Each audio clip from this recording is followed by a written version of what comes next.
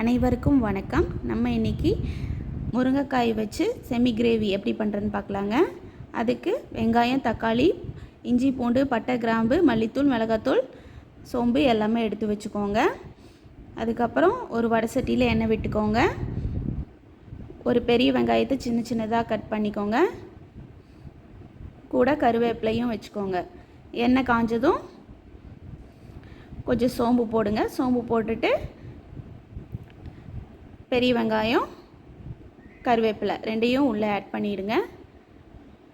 அதுக்கப்புறம் இஞ்சி பூண்டு பேஸ்ட்டு, இஞ்சி பூண்டு, பட்டை, கிராம்பு, சோம்பு, அதுக்கப்புறம் வர மிளகா எல்லாமே போட்டு ஒரு பேஸ்ட் மாதிரி பண்ணி வச்சுக்கோங்க. வெங்காயம் பொன்னிறம் ஆனதுக்கப்புறம் அந்த இஞ்சி பூண்டு பேஸ்ட்டை ஆட் பண்ணிக்கோங்க.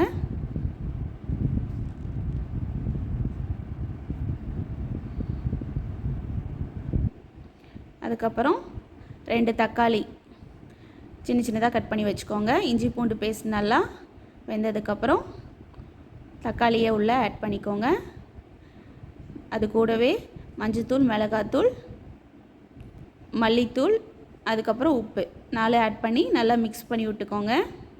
தக்காளி அப்புறம் அந்த மசாலா இதெல்லாம் நல்லா வெந்துருச்சு அப்படின்னா லைட்டாக எண்ணெய் பிரிஞ்சு வரும்.